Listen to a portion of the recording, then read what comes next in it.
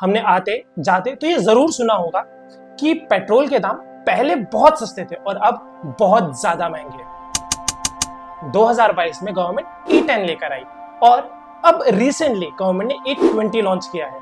क्या ये हमारे व्हीकल के लिए सही भी है या नहीं भी है, इन सभी चीजों को हम जानेंगे इस वीडियो में। सो हेलो दोस्तों, my name is Himanshu Lohia and you are watching Himanshu Lohia by go crazy.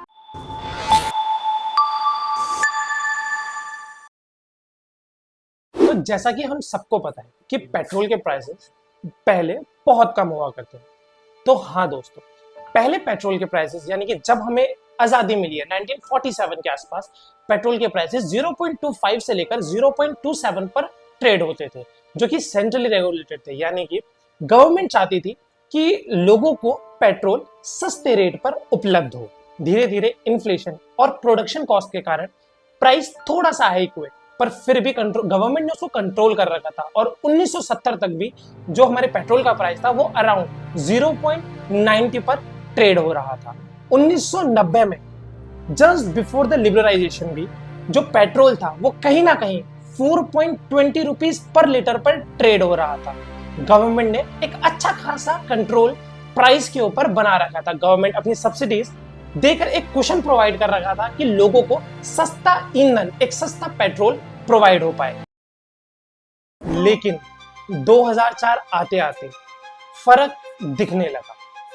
Inflation rate और कर्ड ऑयल के प्राइस हाइक हमें साफ साफ प्राइसेस में दिखने लग गए थे। साथ ही साथ गवर्नमेंट ने अपनी सब्सिडीज को भी धीरे धीरे करके कम करना शुरू कर दिया था। तो धीरे धीरे रिफाइनिंग प्लस डिस्ट्रीब्यूशन कॉस्ट का असर हमारे पेट्रोल पंप्स पर दिखने लगा। 2010 में इंडिया मार्केट लिंक्ड प्राइस की तरफ पूरी तरह शिफ्ट हुआ और आज भी पेट्रोल में 50% वैट और एक्सेस ड्यूटी है।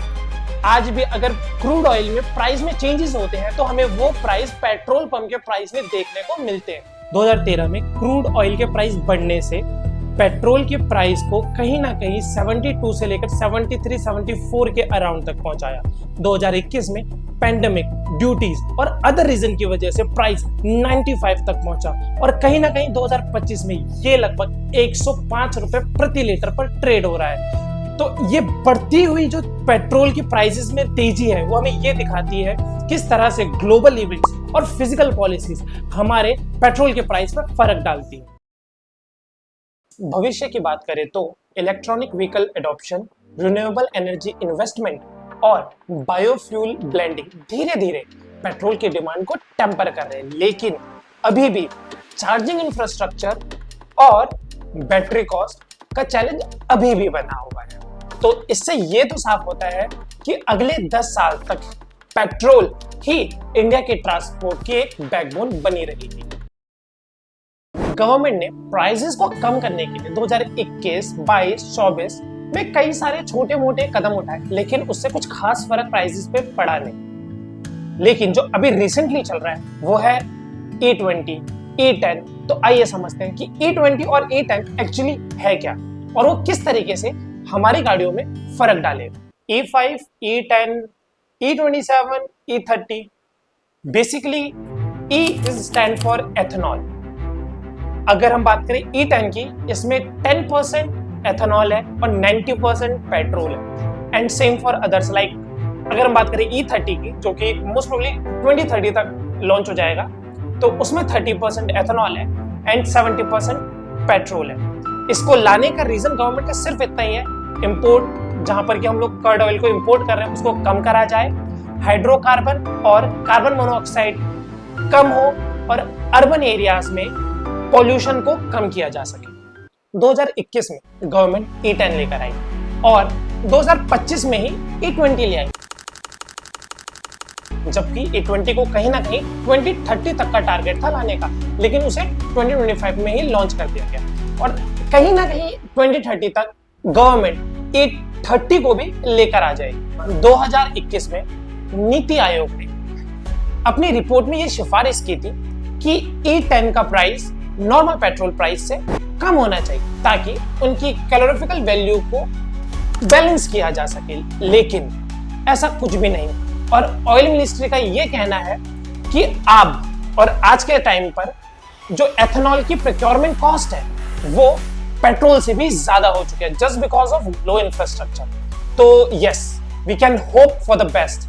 अगर इन फ्यूचर हमारा इंफ्रास्ट्रक्चर बेटर बनता है, बेटर ट्रांसपोर्ट आता है, तो यस, इन फ्यूचर पेट्रोल के प्राइस जरूर कम हो सकते हैं। लेकिन कंज्यूमर ने माइलेज और इंजन कंपैटिबिलिटी को लेकर कई शिकायतें की हैं, लेकिन जो हमारी मिनिस्ट्री है उसने इन चीजों को निग्लिजिबल बताया और बताइए बहुत मार्जिनल है। साथ ही साथ उन्होंने ऑयल मिनिस्ट्री ने इंश्योरेंस इनवैलिडेट के रूमर्स को भी पूरी तरीके से खारिज किया है। लेकिन हमें कुछ केसेस यहाँ पर ऐसे देखने को मिलते हैं जहां पर कुछ इंश्योरेंस कंपनीज ने ये बात बोली है कि अगर आपके इंजन में 820 से कुछ प्रॉब्लम आएगी तो वो इंश्योरेंस में कवर नहीं होगी। लेकिन हमें साथ ही साथ इन बातों का भी ध्यान रखना है कि 2023 से पहले के जो व्हीकल्स हैं उनके जो इंजन है वो A20 के लिए कंपैटिबल नहीं।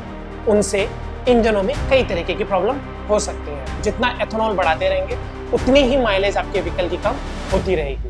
एथेनॉल पेट्रोल को शुरू करते समय गवर्नमेंट ने वैसे बहुत सारे प्रोमिसेस किए थे। आप 120 रुपए जो पेट्रोल ले रहे हैं उसका भाव हम 15 रुपए लीटर करेंगे। और इस बात को शायद आप लोग भी जानते हैं कि उनमें से कितने ही पूरे हुए। लेकिन क्या एथेनॉल हमारे लिए सही में सही है? एथेनॉल से ऑब्वियसली क्लीन एयर हमें मिल पाती है। रूरल एरिया में जो पॉल्यूशन है उसको कम किया जा सकता है। CO और HC के लेवल को भी इससे कम किया जा सकता है। बट माइलेज का ड्रॉप होना एक सबसे बड़ा ड्रॉबैक है हमारे लिए। कुछ पॉइंट्स ऐसे हैं जिसके लिए हम बोल सकते हैं कि हाँ, एथेनॉल हमारे लिए बेटर ऑप्शन है इस टाइम पे, जब तक कि हम लोग टोटली पूरी तरीके से bio energy, battery vehicles, electronic vehicles उन पर ट्रांसफर नहीं होते, उन पर नहीं जाते, तब तक के लिए शायद ये अच्छा ऑप्शन है। बट आई गेस कि गवर्नमेंट को भी इसके ऊपर थोड़ा सा ध्यान देना चाहिए और जो पेट्रोल के प्राइसेस हम लोग इस टाइम पे बेयर कर रहे हैं उनमें थोड़ी सी कटौती तो हमें जरूर मिलनी चाहिए। तो इतनी सारी प्रॉब्लम्स होने के साथ, जैसे कंज्यूमर को इतनी सारी प्रॉब्लम्स बेयर करनी पड़ती है, तो गवर्नमेंट को, ऑयल मिनिस्ट्री को इस बात के लिए भी सोचना चाहिए। जैसे लोगों की इस टाइम पे डिमांड है कि जो नॉर्मल पेट्रोल पहले मिला करता था, E95, X95 है हमारा, E10 है, E20 है, वो सब एक बारी में अवेलेबल हो। ऐसा ना हो कि सब हटा दिया जाए और सिर्फ E20 पेट्रोल अवेलेबल, ताकि दिक्कतें ना हो लोगों को भी इस टाइम पर। ठीक है, हर वो खर्चा जिससे आपकी जेबों पे फर्क पड़े उससे हमें फर्क पड़ता है। Thank you so much for watching this video till the end. ये इंफॉर्मेशन और ये वीडियो अभी तक हमारे पास अवेलेबल इंफॉर्मेशन पर बनाई गई। होने वाले कोई भी चेंजेस और इन पर होने वाले कोई भी डिसीजंस को शॉर्ट्स और रील्स में रिकॉर्ड किया जाएगा और उन्हें पोस्ट किया जाएगा। तो सब्सक्राइब कर लो हमें, फॉलो कर लो हमें हमारे इंस्टाग्राम पेजेस पे for more updates on this topic. मिलते हैं अपने नेक्स्ट वीडियो।